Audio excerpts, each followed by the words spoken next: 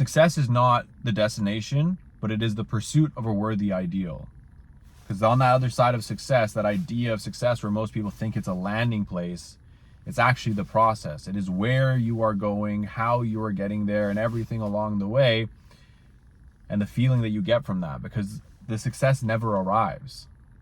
Sure, you'll get to different levels, you'll get to different landing places, but that block continuously gets to be chipped. You get to improve on every element of your life, every area of expression, every contribution, every meaningful piece of your life experience to create that feeling of success.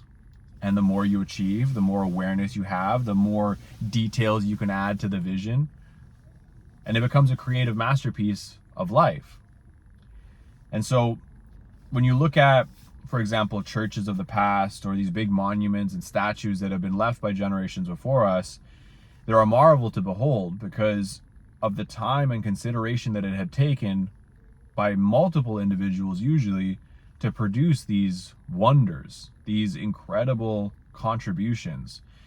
I've always found myself attracted to the cathedrals and the churches and, the royal sculptures because of how much time and consideration was required by an individual or many to produce something like this just for the production of it, to have it, to behold it, to experience it, and to deliver it.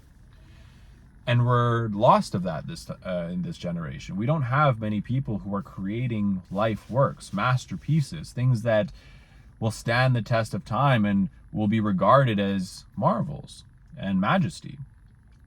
And I've always been attracted to this idea because it requires as well for you to step outside of the mold. Imagine, for example, cathedral projects or massive constructions, castles and these palaces that we see. It not only took one person's single lifetime, but many people's multiple generations of contribution to realize that outcome. It took multiple generations of vision to deliver that project or to deliver that outcome. And most people don't even know what they're going to be doing this weekend, let alone 10 years from now or beyond their life. They aren't producing legacy. They're not creating works of meaning. And this is sad to me because the attention span has shrunk, which is understandable because we live in a world of speed and movement because of the advancing technologies, which is cool. But those who are unaware of what has taken place, they are missing the power of this speed. We're able to do far more and reach farther out into the future with the technology if you look. But many aren't, and many don't. And so this is where I feel a disconnect from these individuals because I seek to create something meaningful that will stand the test of time, that I could look upon throughout the creation of my, or throughout the duration of my life experience at the creation I've left behind me, and say that I'm proud of myself.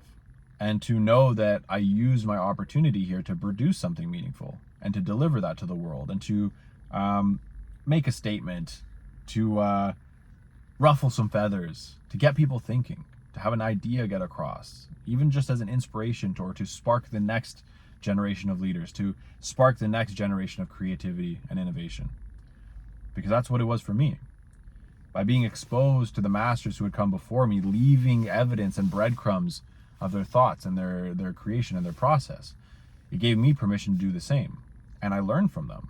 I used to copy the lines of the artists that I admired to see if I could understand how they thought to get to that outcome. Because just replicating an image is not the same as understanding the thought process of where it came from. And as I did more of that work, and as I tried to spend as much time as I can in that place of mind, especially from the mentors who have passed and who aren't around anymore because you can't actually engage with them in that manner anymore, to understand where it comes from. And the conclusion I continue to come to is that we all have a gift. We have an inspired calling, a purpose, a message, a vision, something that our human experience is here to deliver.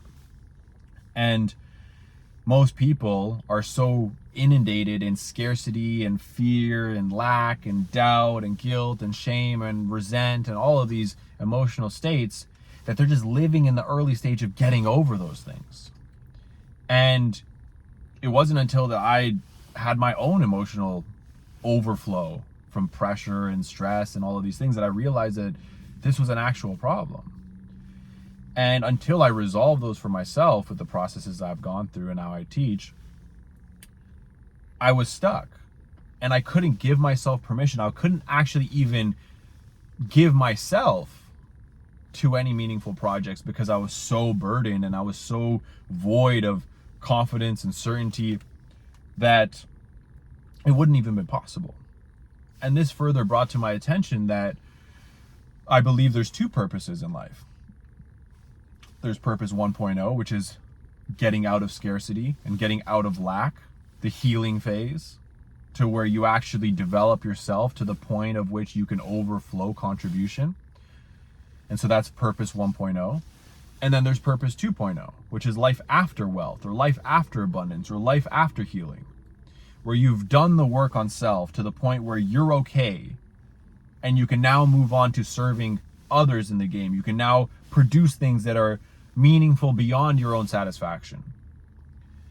And this is a unique place to be because I've met multimillionaires, very, very wealthy individuals, and I've met people at the beginning of the game, early on, impoverished and fucked up.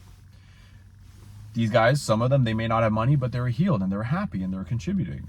And then others with tremendous amounts of money, they were broken and they were in pain and they were shrouded and holding back their message and their gifts. So it's not the money that really makes the difference. It definitely helps. And I don't say don't get the money because we live in an economic world. But it is the inner game. It is the inner space where until you are right, your world never will be. So as I continue to produce my content and I go out in the world and paint pictures and messages that inspire and empower, to get people over that line, to give them what is necessary to shepherd them into permission and potentiality for their contribution, for their gifts, I'm inspired by this. And I realize again and again the work that we're doing here, it's not just about the money. It's not just about looking cool or whatever, or being famous or any of this shit. It's about what we get to leave behind and what we get to produce here and experience together. Because it is my belief that my work and my business and the coaching that I do and the community that I run is designed to enable people to do that, to bring them across the line and to give them the confidence, the certainty, and the resources that are necessary to produce their masterworks in whatever form that may be. Because deep down, I believe again, that a world dedicated to mastery of the self and then of their craft in whatever form that may be, and allowing as many people as possible to do this, makes the world a cooler place. And so by doing this myself and, solving money as an artist and learning how to play money in business at a bigger game as a professional, and then now doing what I love to do every single day, I believe it's possible for everybody to do this. And I know that it is possible for those who are committed. And so that's what I'm doing. That's what I want to see. I want to see my life and my work live as a testimony to what's possible when you do commit yourself and you do follow a process, you do follow the blueprint, and you use it to create something meaningful, not just for yourself, but for the rest of the world. And the grander that vision, the further out into time that you're able to see and to produce for, the more incredible that work is going to be in whatever form it might appear, in your family, in your business, your social circle, your teams, content, artwork, whatever it is, it doesn't matter. As long as it's meaningful to you and you dedicate your life to it and you delegate everything else, you get rid of anything else that is in the way of that. It does not mean forego your responsibilities, because you have to earn delegation. You have to create value in the game and learn how to communicate and negotiate with others to handle the areas that are not inspiring to you so that you can do what is inspiring to you. And the only wise way to do this is to make sure that those who you delegate to love to do what it is that you're delegating to them, what you're giving them permission to be, do, and have, right? Sometimes it's in the form of money that you need to compensate them. In other forms, sometimes in other settings, it's other things: love, praise, recognition, education, teaching, support, you know? So you can get very creative how you do this, but you have to serve the public. You have to step into that contribution. And that process, the way that you find that is understanding what's important to you, your values. And once you know what your values are, what you truly are inspired by, the thing that drives you beyond all else, and the form in which you love to see that appear, that is your contribution. That is what you're here to do. So that's my message for today. That's how I'm feeling. That's how I hope you guys are feeling. And I hope that you're using this opportunity this year to produce that mastercraft, to build that incredible creation through your kids, your family, your business, your work, your service, your job, whatever it is, your body. I urge you, please commit yourself to that and do it to the fullest. And if you need help, message me. This is what we do full time, making sure that we have a team, a system, the resources available for you to do what it is that you're here to do. And I love doing this every single day. It's an incredible blessing and it's an honor to be in this position. And I hope that one day soon you get to have that feeling for yourself as well. Because I craved it a long time. I've been looking for this feeling for many, many years. And to see it real and to live it in 3 or 4 dimensions, it's a blessing. And so that's the greatest gift that I can give to you. So hope you guys have a phenomenal day. See you guys in the next one.